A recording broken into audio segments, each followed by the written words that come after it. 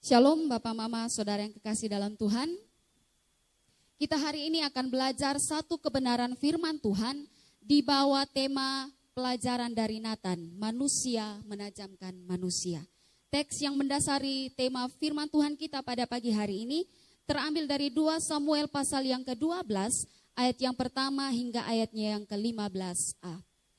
2 Samuel 12 ayat yang pertama hingga ayatnya yang ke-15a, demikian firman Tuhan. Natan memperingatkan Daud sehingga Daud menyesal. Tuhan mengutus Natan kepada Daud.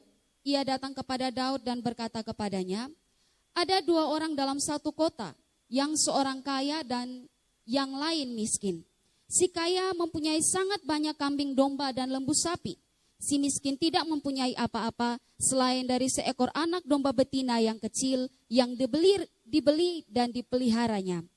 Anak domba itu menjadi besar padanya bersama-sama dengan anak-anaknya, makan dari suapnya dan minum dari pialanya dan tidur di pangkuannya seperti seorang anak perempuan baginya.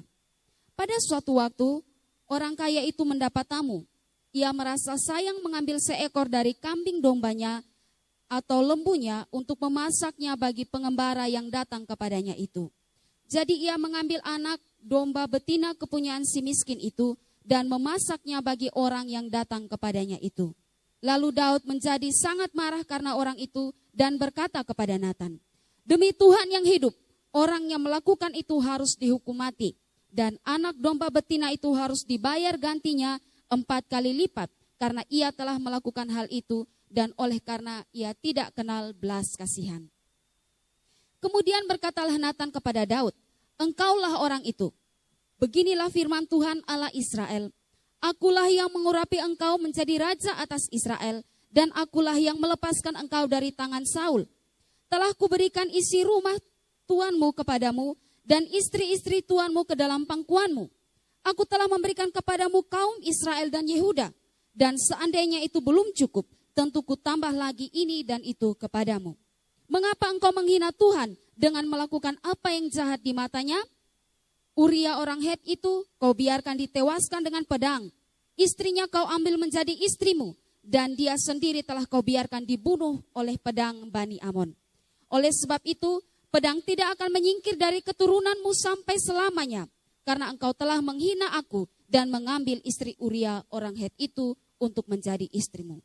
Beginilah firman Tuhan, bahwasannya malapetaka akan kutimpakan ke atasmu yang datang dari kaum keluargamu sendiri. Aku akan mengambil istri-istrimu di depan matamu dan memberikannya kepada orang lain. Orang itu akan tidur dengan istri-istrimu di siang hari. Sebab engkau telah melakukan secara tersembunyi, tapi aku akan melakukan hal itu di depan seluruh Israel secara terang-terangan. Lalu berkatalah Daud kepada Natan, aku sudah berdosa kepada Tuhan. Dan Natan berkata kepada Daud, Tuhan telah menjauhkan dosamu itu. Engkau tidak akan mati. Walaupun demikian, engkau dengan perbuatan ini telah sangat menista Tuhan. Pastilah anak yang lahir bagimu itu akan mati. Kemudian pergilah Natan ke rumahnya.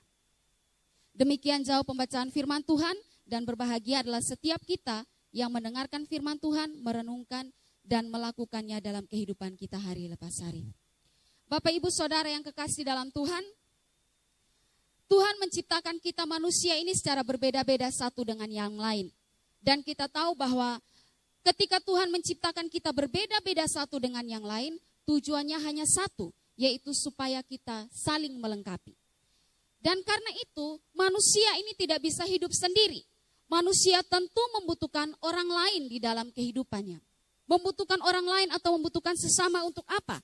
Membutuhkan orang lain untuk memberikan dorongan, untuk memberikan nasihat, untuk memberikan kritikan yang membangun kehidupannya. Jadi kita membutuhkan orang lain untuk menjadikan kita lebih baik daripada sebelumnya. Seperti kata Amsal dalam nats pembimbing kita yang mengatakan, besi menajamkan besi, demikian orang menajamkan sesamanya. Jadi besi itu ditajamkan dengan besi untuk membuat besi itu menjadi sebuah besi yang baik. Demikian pula kita manusia. Allah membentuk kita dengan memberikan orang-orang di sekitar kita supaya dapat menajamkan kita atau membentuk kita menjadi lebih baik. Nah, ditajamkan di sini maksudnya adalah kita dibuat semakin dewasa, kita dibuat semakin sempurna, kita dibuat semakin berkenan di hadapan Tuhan. Sama seperti kisah yang baru kita baca tadi, saya rasa kisah ini sudah tidak asing lagi bagi kita. Kisah ini sangat populer, di mana Nathan datang dan menegur Daud, atau Nathan datang dan mengoreksi akan kesalahan yang dilakukan oleh Daud. Nathan ini memiliki peran yang sangat penting dalam kehidupan Daud. Bahkan di dalam Alkitab juga dibicarakan beberapa kali Daud berkaitan dengan Nathan. Yang pertama yang bisa kita lihat yaitu dalam masalah pembangunan bait Allah.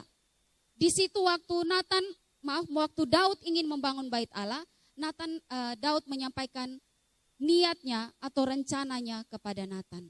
Dan di situ timbullah diskusi dan Nathan pun mendukung apa yang diperintah, yang direncanakan oleh Daud. Tapi pada akhirnya Tuhan tidak berkenan. Nah, dalam hal ini kita lihat Nathan berperan di dalam memberikan pengertian atau memberikan firman Tuhan, memberikan arahan kepada Daud. Dan bukan hanya terlepas dalam urusan membangun bait Allah, tetapi dalam kaitan yang sudah kita baca tadi, menegur atau menyatakan kesalahan Daud. Nathan berperan dalam hal itu. Bahkan juga menjelang akhir masa pemerintahan Raja Daud, anak daripada Daud yang bernama Adonai berencana untuk merebut tahta ayahnya Daud. Tapi pada saat itu waktu Nathan tahu, Nathan mendorong Betseba untuk pergi kepada Daud, ingatkan Daud bahwa Daud pernah berjanji akan mengangkat anaknya Betseba yaitu Salomo untuk menjadi raja. Jadi Nathan ini punya peran yang sangat penting dalam kehidupan Daud, bukan hanya di dalam pemerintahan Daud, tapi juga di dalam kehidupan dan terkhususnya di dalam kerohanian Daud. Nathan memiliki peran untuk menajamkan Daud, membawa Daud, membangun Daud menjadi seorang yang lebih baik. Dan dalam hal ini Nathan memberikan banyak teladan bagi kita.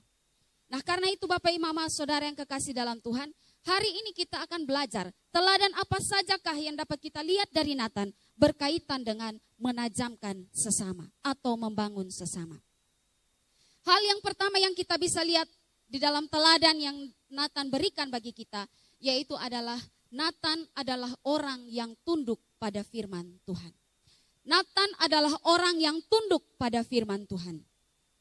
Kita tahu bahwa Nathan ini adalah seorang yang percaya dan mengasihi Tuhan.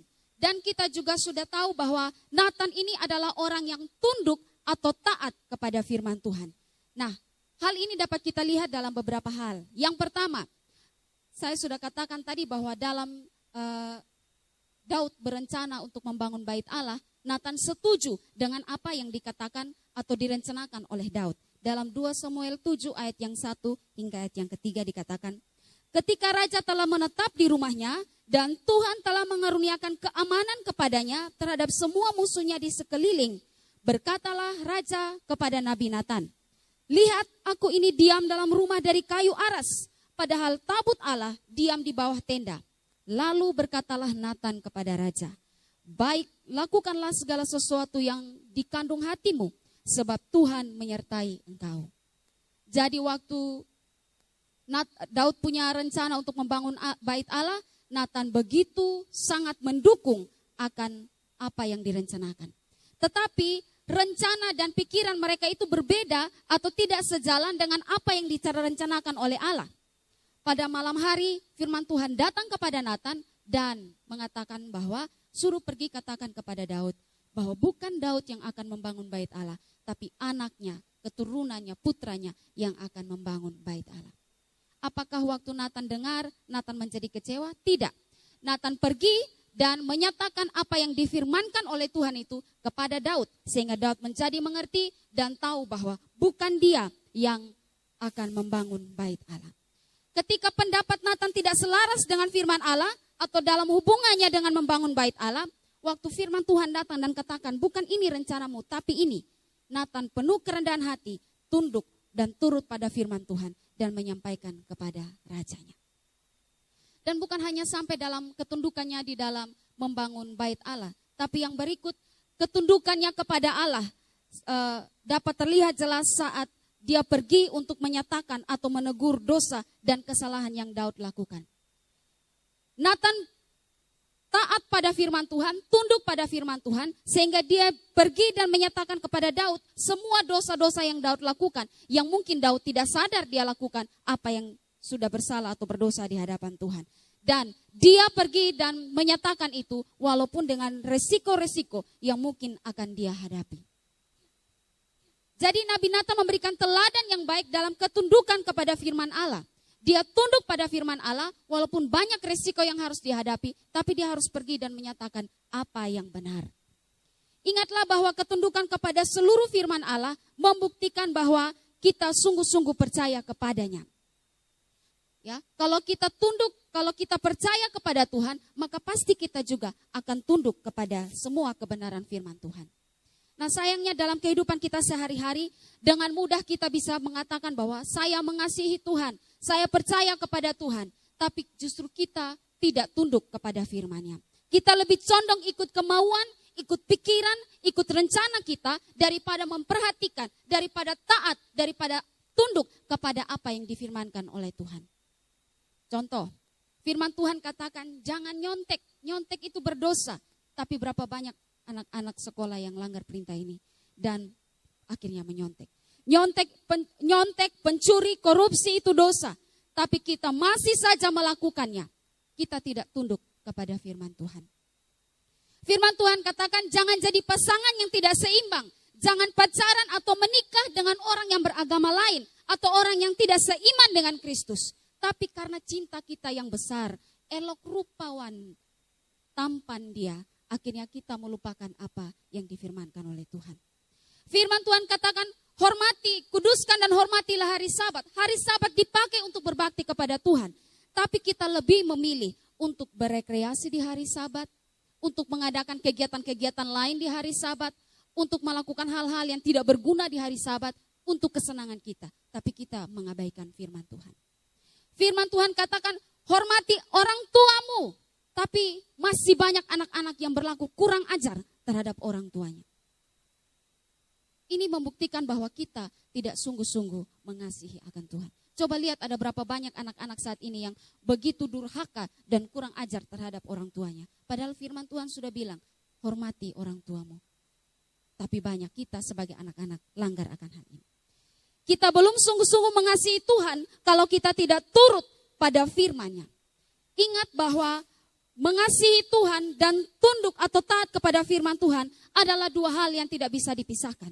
Jangan katakan saya mengasihi Tuhan tapi tidak mau lakukan firman Tuhan. Tidak. Mengasihi dan melakukan firman Tuhan adalah dua hal yang tidak bisa dipisahkan. Dalam Ulangan 11 ayat yang pertama dikatakan, haruslah engkau mengasihi Tuhan Allahmu dan melakukan dengan setia kewajibanmu terhadap Dia dengan senantiasa berpegang pada segala ketetapannya, peraturannya, dan perintahnya. Jadi di situ dikatakan mengasihi Tuhan Allah, tapi harus lakukan kewajiban. Berpegang pada segala ketetapan, peraturan, dan perintah. Ya, berarti tunduk pada apa yang diperintahkan oleh Tuhan. Ulangan 30 ayat yang ke-16. Karena pada hari ini aku memerintahkan kepada untuk mengasihi Tuhan Allahmu dengan hidup menurut jalan yang ditunjukkannya dan berpegang pada perintah, ketetapan, dan peraturannya, supaya engkau hidup dan bertambah banyak dan diberkati oleh Tuhan Allahmu di negeri kemana engkau masuk untuk mendudukinya. Di sini lagi-lagi dikatakan mengasihi Tuhan Allahmu dengan hidup menurut jalan yang ditunjukkan kepadamu. Jadi mengasihi Tuhan dan taat kepada Tuhan adalah dua hal yang harus sejalan bersama. Yohanes 14 ayat yang ke-15 berkata, jikalau kamu mengasihi aku, kamu akan menuruti segala perintahku. Ini sungguh memberikan pelajaran bagi kita. Mengasihi Tuhan berarti melakukan perintahnya. Pertanyaannya, sudahkah kita di dalam kehidupan kita benar-benar tunduk kepada firman Tuhan atau tidak?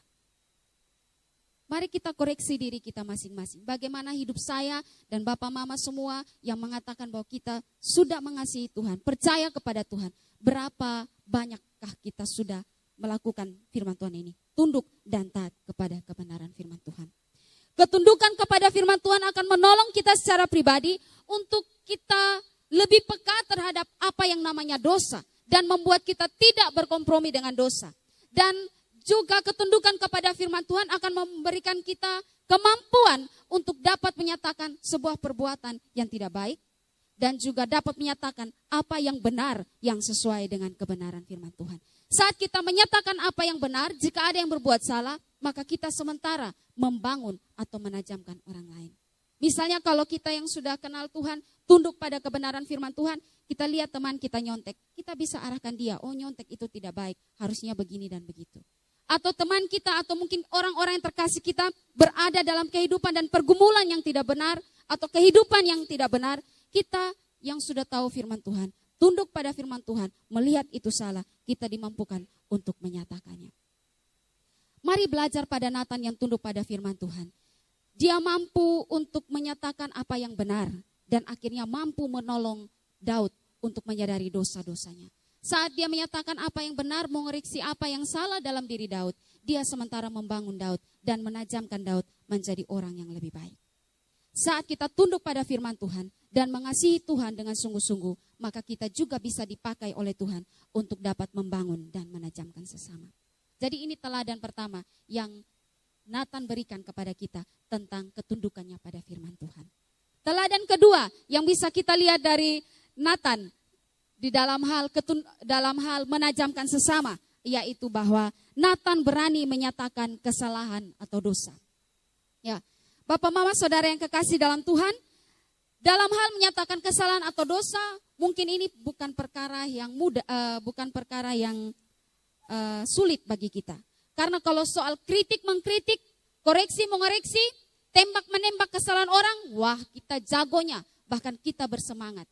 Biasa ada kata, lu tunggu lu sikat lu nanti. Ya biasa kita bersemangat kalau begitu. Tetapi ini situasi yang dialami oleh Daud ini, Natan ini berbeda. Natan berani menyatakan kesalahan dari pemimpin atau rajanya. Ya, dalam hal ini Natan harus berhadapan dengan Daud yang adalah seorang raja yang berpengaruh, raja yang berkuasa. Daud adalah raja yang sangat dikagumi dan disanjung oleh rakyatnya. Situasi itu yang dialami oleh Daud. Dia harus mampu menegur pimpinannya yang berdosa atau bersalah. Apakah Daud gentar? Apakah Natan gentar? Apakah Natan ciut? Apakah Natan takut? Tidak. Natan tidak ciut, tidak takut, tidak mengurungkan niatnya. Tapi dia pergi dan menegur. Dia yakin bahwa dia tunduk kepada kebenaran firman Tuhan, dia disertai oleh Tuhan, dia melaksanakan perintah Tuhan, dan karena itu dia yakin walaupun banyak resiko yang dia tanggung, Tuhan pasti akan menolong dia. Karena Tuhan yang memberikan keberanian bagi dia untuk menyatakan dosa pimpinannya. Nah ini teladan yang luar biasa bagi kita dalam hal menyatakan kesalahan. Ya. Dalam hal menyatakan kesalahan, Natan memberikan teladan tidak memandang muka atau kedudukan seseorang dalam menegur orang lain. Jangan pandang bulu kasarannya dalam menegur atau menyatakan kesalahan orang lain.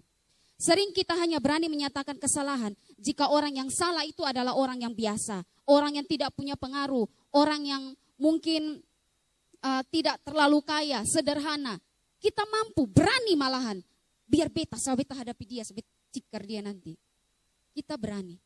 Tapi justru malah kita tidak berani, kita kompromi dan takut jika orang yang punya kesalahan itu adalah orang yang berpengaruh, orang yang berkedudukan tinggi, orang yang mempunyai uang yang banyak. Kita takut untuk menegur, walaupun sudah jelas-jelas mereka salah, tapi kita takut karena mereka punya pengaruh yang luar biasa. Takut untuk menyatakan kebenaran karena mereka punya pengaruh yang luar biasa. Firman Tuhan ajarkan kepada kita bahwa jangan memandang bulu di dalam menegur kesalahan.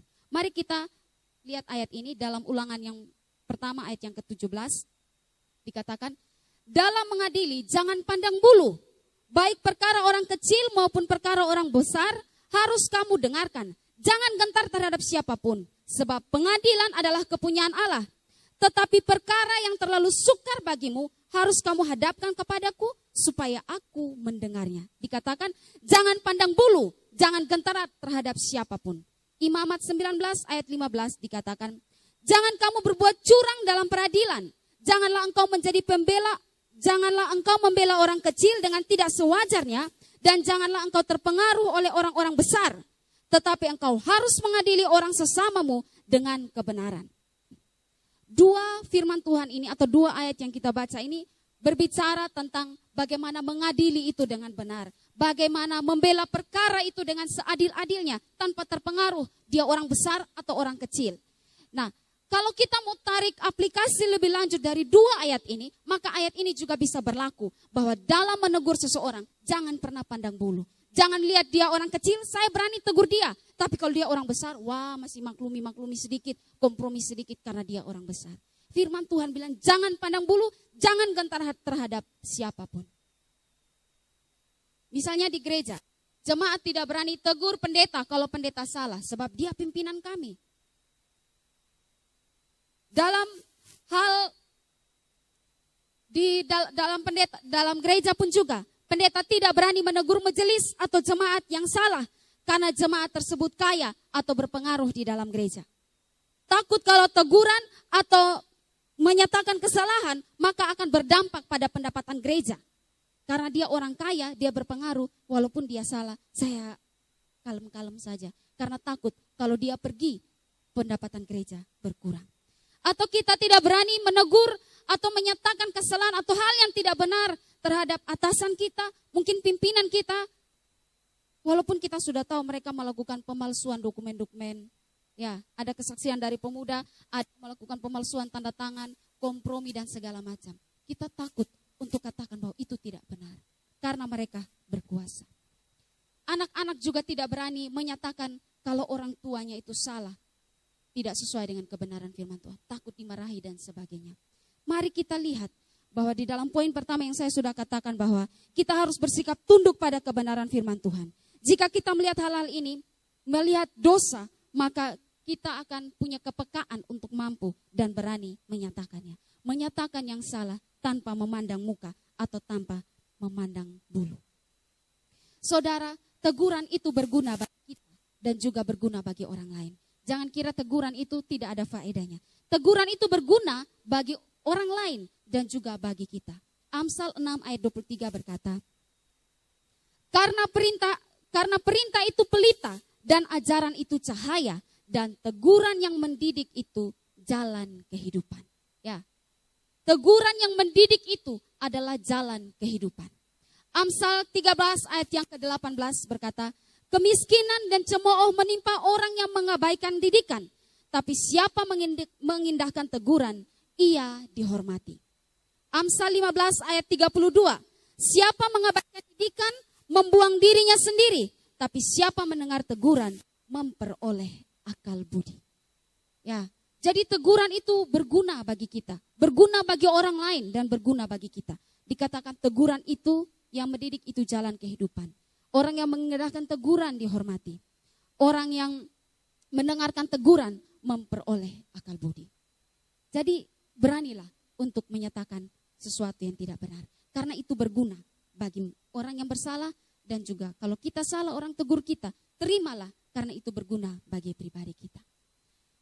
Hal yang harus kita tahu bahwa saat seseorang menyatakan kesalahan kita ataupun saat kita menyatakan kesalahan orang lain, bukan karena ia membenci kita, melainkan karena ia mengasihi kita. Sama halnya dengan Nathan, ketika dia menyatakan apa yang tidak benar yang dilakukan oleh Nathan, bukan karena dasar kebenciannya, tapi karena dasar kasihnya kepada Daud.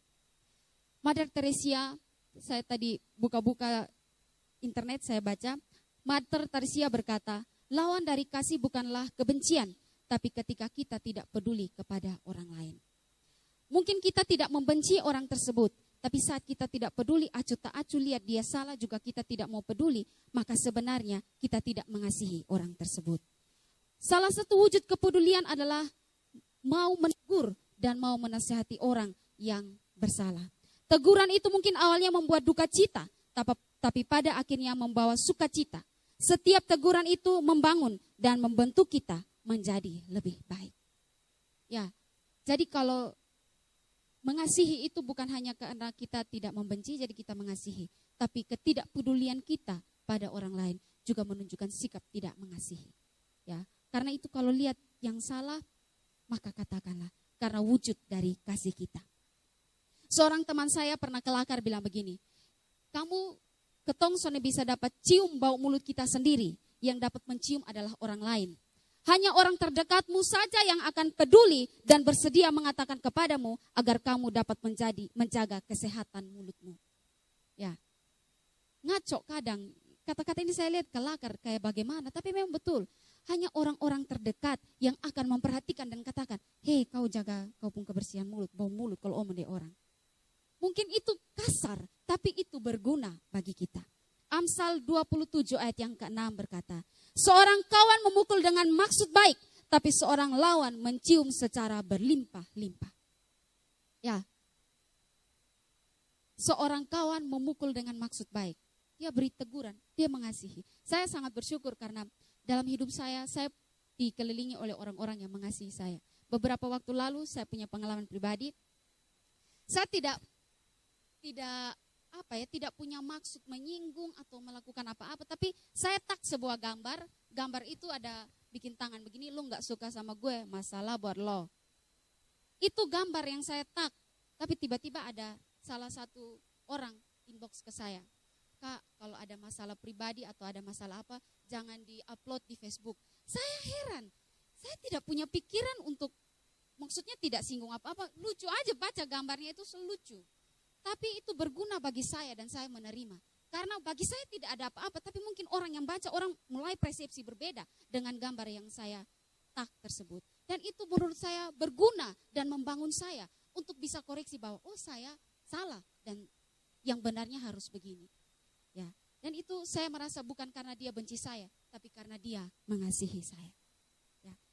Kita memerlukan Nathan-Nathan dalam hidup kita yang bersedia dipakai oleh Tuhan untuk mengingatkan kita jika kita menyimpang daripada kebenaran firman Tuhan. Melalui mereka, Tuhan menolong kita untuk kembali kepadanya. Melalui orang-orang yang menegur kita, Tuhan mengingatkan kita, atau supaya melalui mereka bisa membawa kita untuk lebih dekat kepadanya. Mintalah supaya Tuhan memberikan seorang Nathan yang berani, bukan Nathan Hela, tapi Om Nathan juga bagus ya. Mintalah Tuhan memberikan kita seorang Nathan yang berani untuk menegur kesalahan dan mengarahkan kita kembali kepada Tuhan. Bahkan jadilah Nathan bagi kehidupan sesama kita untuk mampu menegur dan membawa orang lain pada jalan yang benar. Menegur bukan karena kita benci, tapi dengan alasan kasih. Beranilah menegur kesalahan dan menyatakanlah kesalahan, karena teguran itu berguna bagi orang tersebut. Terimalah juga teguran dari orang lain jika kita berbuat salah, karena itu berguna bagi kita. Rendah hatilah saat menerima teguran dari orang lain. Teladanilah Nathan dalam keberaniannya menegur dan menyatakan kesalahan dengan berani tanpa memandang muka. Dalam hal ini Nathan berhasil menajamkan sesama. Pertanyaannya, sudahkah kita punya sikap yang berani untuk mau menegur orang tanpa memandang muka?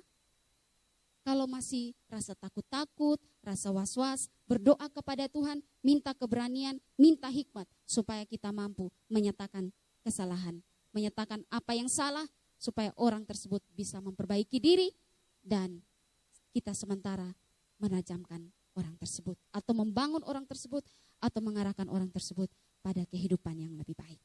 Itu yang kedua.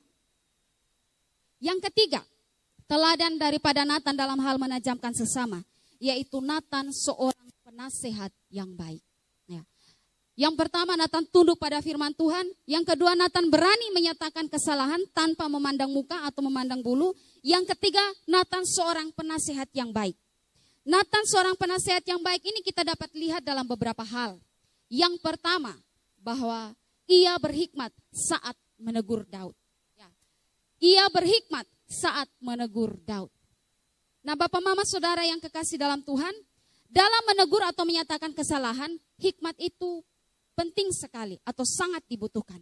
Mengapa? Karena teguran itu bisa diterima jika kita menyampaikan dengan cara yang baik atau dengan menyampaikan dengan keadaan yang baik, cara yang baik menyampaikan teguran itu. Karena apa yang baik akan menjadi tidak baik jikalau kita salah menyampaikannya. Ya. Tujuannya ini untuk membuat orang ini menjadi baik. Tapi saat kita menyampaikan dengan tidak tepat dan tidak baik, akhirnya itu akan menyakiti orang lain. Dan ujung-ujungnya bukan mengarah pada kebaikan. Banyak sekali kita melakukan hal seperti itu. Beberapa waktu yang lalu, ini cerita di rumah ya. Adik saya yang bungsu pulang kerja, terus dia mau keluar dan dia setrika baju. Nah, kebiasaannya adalah setelah setrika baju, setrikanya dibuang di tempat lain, terus coverallnya ditaruh begitu. Jadi saya yang kadang setrika di kamar saya, kadang pulang saya ngamuk ya, karena tidak membereskan tempat tidur ketika dia selesai pakai. Nah, waktu itu saya lagi duduk nonton TV, terus adik saya yang bungsu ambil coverall, ambil setrika, mau setrika. Harusnya kalau saya menyampaikan dengan cara yang baik, kita dua tidak baku bersih tegang. Tapi saya yang menyampaikan dengan cara yang salah. Harusnya saya bilang, Adi, nanti lu selesai setrika na gurung itu coverall, simpan itu setrika di tempatnya. Harusnya saya bilang begitu. Tapi yang saya bilang, lu nih setrika di betapung kamar. Ulang-ulang setrika begini suruh menyimpan. Jangan setrika di dalam kamar. Ya, ngamuk saya. Dan dia capek, baru pulang kerja. Akhirnya dia balas. Hionya, beta cuma setrika di sini saja, nanti menyimpan lah. Dan akhirnya kami sudah suara tinggi sama-sama. Lalu papa bilang, perang sudah. Yang adik tidak bisa mengalah, yang kakak juga tidak bisa mengalah. Lalu saya duduk, apa yang salah? Evan bilang begini, Onya, lu tuh kalau omong tuh omong yang baik. Kalau omong yang baik pasti dia bisa dengar. Lu omong begitu, lu pancing orang pu emosi. Ya, saya salah. Karena saya langsung kasih dia orang ku bilang, pipung. Karena naktok di sini tuh. Jadi ulang-ulang begitu, jadi saya kasih langsung taruh di batang leher. Nah ternyata dia juga menanggapi bukan dengan dingin, tapi juga dia malah tambah tinggi. Akhirnya kami ribut malam itu. Tidak bertengkar, tidak berkelahi, tapi ya sambung mulut, namanya bersaudara ya. Waktu saya siapkan renungan ini, dalam sepanjang minggu ini, saya sadar kalau saya salah. Harusnya cara menyampaikan saya itu yang lebih diperhalus, maka pasti Evan bisa terima pesan saya. Nah, dalam hal ini kita bisa melihat bahwa Nathan juga sangat berhikmat dalam menegur Daud. Bahkan pendekatan yang Nathan pakai untuk menyatakan kesalahan daripada Daud ini sangat luar biasa hebat. Dia tidak langsung datang dan menuduh Nathan, lu berdosa, lu pestina. Tidak langsung begitu. Atau langsung memaki-maki atau hal apapun menuduh Daud akan kesalahannya. Tapi Nathan memakai cerita atau perumpamaan untuk menyatakan apa yang salah atau menyatakan dosa daripada Daud. 2 Samuel 12 ayat 1 dan ayat yang keempat. Apa yang dikatakan Nathan? Tuhan mengutus Nathan kepada Daud. Ia datang kepada Daud dan berkata. Jadi Nathan cerita. Ada 2 orang dalam satu kota. Yang seorang kaya dan yang lain miskin. Si kaya mempunyai sangat banyak domba dan lembu sapi. Si miskin tidak mempunyai apa-apa. Selain dari seekor anak domba betina yang kecil. Yang dibeli dan dipeliharanya. Anak domba itu menjadi besar padanya bersama-sama dengan anak-anaknya. Makan dari suapnya dan minum dari pialanya. Dan tidur di pangkuannya seperti seorang anak perempuan baginya. Pada suatu waktu orang kaya itu mendapat tamu. Dan ia merasa sayang mengambil seekor dari kambing dombanya. Atau lembunya untuk memasaknya bagi pengembara yang datang kepadanya itu. Jadi ia mengambil anak domba betina kepunyaan si miskin itu. Dan memasaknya bagi orang yang datang kepadanya itu. Jadi Nathan bercerita. Dia pergi kepada Daud. Dia cerita kepada Daud. Ya. Waktu Daud dengar cerita Nathan, Daud langsung respon. Ya. Responnya sangat luar biasa. Dalam ayatnya yang ke-5 dan ke-6. Lalu Daud menjadi sangat marah karena orang itu. Dan ia berkata kepada Nathan. Demi Tuhan yang hidup. Orang yang melakukan ini harus dihukum mati. Dan anak domba betina itu harus dibayar gantinya 4 kali lipat. Karena ia telah melakukan hal itu dan oleh karena ia tidak berbelas kasihan. Wah, dengar cerita itu, si Daud ini bereaksi dengan begitu kerasnya menentang bahwa orang ini tidak punya belas kasihan. Dia menunjukkan sikap yang luar biasa. Dia bilang ini bertindak semena-mena orang kaya tersebut. Sehingga dia dengan tegas berkata, demi Tuhan yang hidup, orang itu harus dihukum mati. Daud tidak sadar bahwa Nathan sementara omong dia pendiri. Bertolak dari jawaban yang Daud bilang, demi Tuhan yang hidup orang itu harus dihukum mati. Lalu Nathan bilang apa? Nathan bilang, kaulah orangnya itu. Dalam ayatnya yang ke-12, dalam ayatnya yang ke-7. Kemudian berkatalah Nathan kepada Daud, kaulah orangnya itu. Wah, cerita yang diceritakan Nathan itu tanpa sadar membuat Daud mengutuki perbuatannya sendiri. Dan akhirnya ketika Nathan bilang, Lu tipu orang, lu itu yang orang kaya yang ambil orang anak domba. Waktu itu membuat Daud sadar. Dan akhirnya Daud berkata, aku sudah berdosa kepada Tuhan. Dalam 2 Samuel 12 ayat yang ke-13. Aku sudah berdosa kepada Tuhan. Daud akhirnya sadar bahwa dialah orangnya yang diceritakan oleh Natan. Bahwa sikap yang harus dia ambil, yang dia katakan itu harusnya berlaku pada dirinya sendiri. Pak Pendeta Raprap menulis kisah ini dengan dia berkomentar begini. Pak Pendeta Raprap berkata, Daud berzina dengan Betseba, istri dari panglima perangnya Uria. Kemudian Daud mengatur siasat agar Uria terbunuh di medan perang. Lalu ia tega-teganya menikahi Betseba. Ia berpikir sudah beres. Ternyata Tuhan menyuruh seorang nabi untuk menegurnya. Nabi itu adalah Nabi Natan. Nabi Natan datang dan menegur Raja Daud. Siapa yang berani menegur raja? Sekarang saja tidak ada yang berani menegur presiden, apalagi zaman dulu. Namun tugas seorang nabi adalah menegur Raja Daud. Untunglah bahwa Nabi Natan itu ternyata orang Jawa, kata Pak Raprap. Nabi Natan ternyata orang Jawa. Maksudnya ia datang dengan memakai cara Jawa, mungkin lebih halus, lebih kalem. Minta maaf yang orang Jawa di sini, minta maaf. Lebih halus, lebih kalem. Ya, kalau Nabi Natan adalah orang Batak atau orang Ambon, ataupun mungkin orang Kupang, maka lain caranya. Kalau Nabi Natan itu adalah orang Batak atau orang Ambon atau orang Kupang, pasti dia langsung bilang begini, pesinah kau, matilah kau. Orang Kupang, orang Batak, orang Ambon pasti tembak langsung. Kira-kira begitulah. Tapi karena Natan ini orang Jawa, ia memakai cara Jawa. Ia bercerita dahulu, hei Daud, ada 2 orang yang bertetangga, satu sangat kaya memiliki banyak domba, satu lagi sangat miskin memiliki hanya 1 ekor domba. Suatu waktu orang kaya itu kedatangan tamu, bukannya menyembelih dombanya yang banyak itu untuk menjamu tamunya, ia malah mengambil domba kepunyaan si miskin. Natan menantang Daud, kalau kamu jadi hakimnya, apa keputusanmu? Lalu Daud berkata, orang itu mesti dibunuh, dombanya harus diganti. Setelah Daud selesai berbicara, baru Natan keluarkan bataknya. Kaulah orangnya. Ya, jadi ternyata pakai pendekatan seperti itu tuh bagus. Daripada langsung tembak-tembak orang, tidak akan menyelesaikan apa masalah yang sebenarnya. Ya, dalam hal memberikan teguran, Natan memberikan pelajaran yang sangat penting tentang seni dalam menyampaikan teguran atau cara yang baik dalam menyatakan kesalahan. Coba kita bayangkan kalau Natan itu datang dan langsung tembak Daud, menyerang perbuatan Daud. Sama seperti tadi para bilang, kalau dia orang Ambon atau orang Batak atau orang Kupang. Wah, mungkin reaksi Daud berbeda. Dia tidak mengaku dia salah, tapi mungkin dia membela diri. Atau mungkin Natan itu sudah dihukum, kasih mati. Karena beraninya tembak-tembak raja.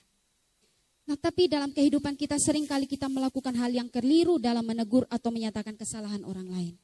Kita menegur tidak dengan cara yang tepat, tidak dalam situasi yang tepat, atau tidak dalam tempat yang tepat. Dan akhirnya itu tidak menyelesaikan masalah, tapi hanya membawa kepada persoalan yang baru dan membuat orang yang kita tegur itu menjadi tersinggung karena cara tegur kita. Ya.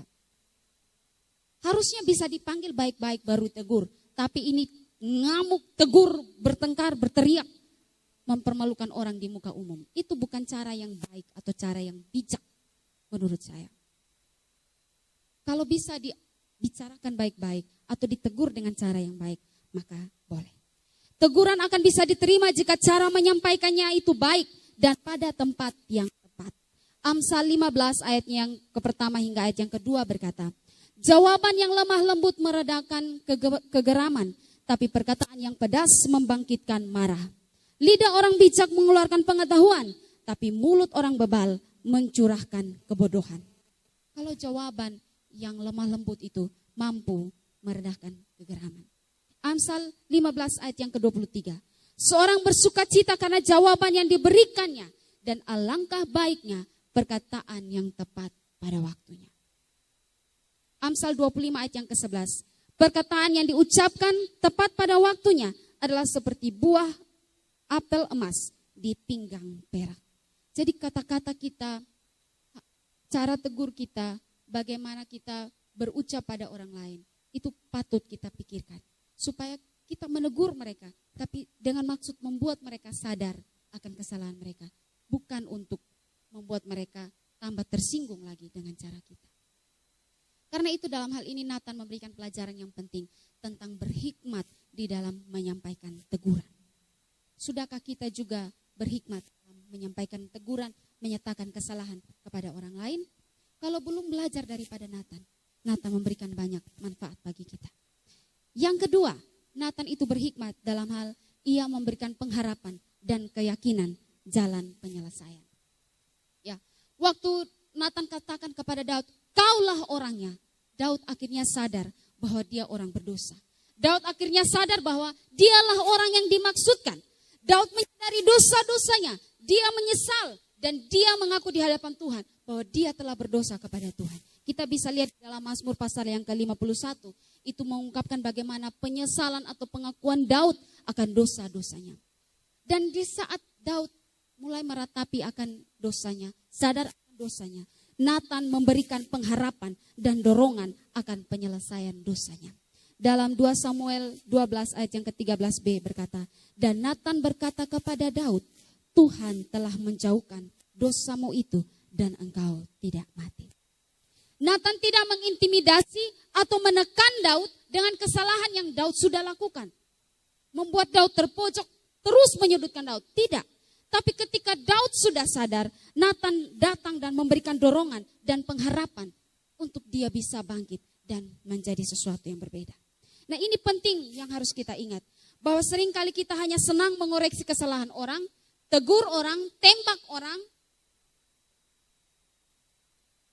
tanpa kita memberikan jalan keluar kepada orang tersebut. Atau mau mengangkat orang tersebut untuk dia bisa berubah. Kita senang menekan kesalahan orang lain yang dilakukan tanpa memberikan semangat dan dorongan untuk bangkit atau untuk orang tersebut keluar daripada persoalan. Jangan berpikir bahwa kalau saya sudah tegur dia salah. Oh, beta sudah tegur dia salah, beta sudah tegur. Kita pikir sudah menyelesaikan masalah. Tidak, itu belum beres. Kita tegur dia dan bawa dia kepada arah yang lebih baik. Kalau kita hanya tegur dan kita bilang kita sudah menyelesaikan masalah, sebenarnya tidak. Kita hanya sementara menyelesaikan masalah tanpa solusi. Ya, selesaikan masalah tanpa solusi, tanpa ada jalan keluar yang baik untuk orang tersebut. Hal yang harus kita lakukan adalah menegur, menyatakan kesalahan seseorang, dan juga menolong orang tersebut untuk memiliki jalan keluar, solusi terbaik agar orang itu bisa memperbaiki diri. Berapa banyak kita yang lakukan itu? Atau hanya tegur-tegur tok supaya emosi kita tahu di situ kita cikar sabi, yang penting habis. Persoalan mau terima bukan urusan saya. Lepas saja. Kalau kita buat begitu, namanya kita sedang menyelesaikan masalah tanpa solusi. Tuhan Yesus memberikan teladan yang sangat baik dalam hal dia mengkritik, tapi dia memberikan solusi. Ya, di dalam Matius pasal yang ke-6 ayat 5 sampai ayat yang ke-8, Tuhan Yesus mengkritik cara orang berdoa. Ya, cara berdoa yang salah. Matius 6 ayat 5 sampai 8. Dan apabila kamu berdoa, janganlah berdoa seperti orang munafik. Tuhan Yesus bilang. Mereka suka mengucapkan doanya dengan berdiri dalam rumah-rumah ibadah dan pada tikungan-tikungan jalan raya supaya mereka dilihat orang. Aku berkata kepadamu, sesungguhnya mereka sudah mendapat upahnya. Tapi jikalau engkau berdoa, masuklah ke dalam kamarmu, tutuplah pintu dan berdoalah kepada Bapamu yang ada di tempat tersembunyi. Maka Bapamu yang melihat yang tersembunyi akan membalasnya kepadamu. Lagi pula dalam doamu itu jangan bertele-tele seperti kebiasaan orang yang tidak mengenal Allah. Mereka menyangka bahwa karena banyaknya kata-kata doanya akan dikabulkan. Jadi janganlah kamu seperti mereka, karena Bapamu mengetahui apa yang kamu perlukan sebelum kamu meminta kepadanya. Jadi Tuhan Yesus Kristus berdoa itu jangan seperti orang munafik. Jangan berdiri tikungan-tikungan pintu di dalam rumah ibadah berdoa dengan cara yang munafik. Jangan juga berdoa dengan bahasa yang bertele-tele. Tuhan kritik. Tapi apakah dia hanya sebatas kritik lalu pergi? Tidak. Yesus tidak hanya bisa mengkritik, tapi dia memberikan solusi atau jalan keluar. Ia waktu dia ngomong seperti itu, kemudian ia memberitahukan bagaimana cara berdoa yang baik. Di dalam ayat yang ke-9 dan ayat yang ke-3 dalam Matius pasal yang ke-6, Yesus mengajar tentang doa Bapa kami. Karena itu, hendaklah engkau berdoa, Bapa kami yang di surga, dikuduskanlah namamu, dan seterusnya. Jadi Tuhan Yesus itu kritik doa mereka, tapi tidak lepas sebatas kritik. Tuhan bilang, jangan berdoa kayak begitu, tapi karena itu berdoalah seperti ini. Jadi ada penyelesaian. Ya, karena itu Bapak Ibu Saudara yang kekasih dalam Tuhan, berilah kata-kata yang mendorong, berilah keyakinan kepada orang yang sudah kita tahu dia berdosa, kita nyatakan kesalahannya, kita berikan kata-kata motivasi, dorongan, semangat, cari jalan keluar supaya orang tersebut bisa menjadi baik. Saat kita melakukannya, maka kita sementara menajamkan sesama atau membangun orang lain. Karena itu saudara, mari kita lihat teladan dari Nathan yang Nathan berikan kepada kita. Bagaimana perannya dalam menajamkan sesama. Mari kita meneladani sikap Nathan ini agar kita mampu menjadi berkat bagi orang lain. Kita juga dipandang atau kita juga bisa berperan dalam menajamkan sesama kita. Kiranya firman Tuhan ini memberkati kita dan membuat kita berani berperan, bertindak seperti Nathan dalam hidup kita. Amin. Mari kita berdoa.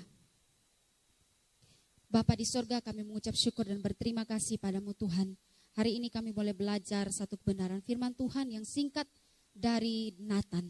Kami bersyukur karena tokoh Nathan ini memberikan begitu banyak pelajaran penting dalam hal menajamkan sesama.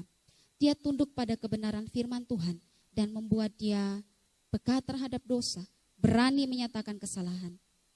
Bahkan dalam menyatakan kesalahan pun juga Nathan tidak memandang muka atau tidak memandang bulu. Nathan juga berhikmat ketika dia menyampaikan kesalahan dalam menegur seseorang dan juga memberikan jalan keluar yang baik. Oh Tuhan, tolonglah kepada kami supaya kami juga mampu bertindak seperti Nathan. Dan juga tolonglah kepada kami supaya ada orang-orang di sekitar kami yang mengasihi kami, yang dapat menajamkan kami, menegur kami, dan memperbaiki diri kami. Tuhan, kami rindu untuk hidup kami saling membangun. Hidup kami saling menajamkan ke arah yang lebih baik, mendewasakan kami. Kalaupun ada orang-orang di sekitar kami yang mungkin membuat kami tersinggung karena mereka pernah menegur kesalahan kami, biarlah dengan firman Tuhan ini, hati kami terbuka, pikiran kami terbuka, dan melihat bahwa orang tersebut sedang dipakai oleh Tuhan untuk menajamkan dan membangun kami. Terima kasih Tuhan, ajarlah kami untuk pegang firman Tuhan ini ketika kami keluar dan berinteraksi, ketika kami dalam lingkungan pekerjaan, ketika kami dalam lingkungan pergaulan, ketika kami dalam keluarga, dalam pelayanan. Tuhan, biarlah kami bisa menerapkan sikap Nathan ini dalam berbagai aspek kehidupan kami. Terima kasih Bapak. Kami bersyukur untuk firman Tuhan yang singkat ini. Biarlah Tuhan memberkati agar firman Tuhan ini menjadi berguna bagi kami. Dalam nama Tuhan Yesus kami berdoa. Amin.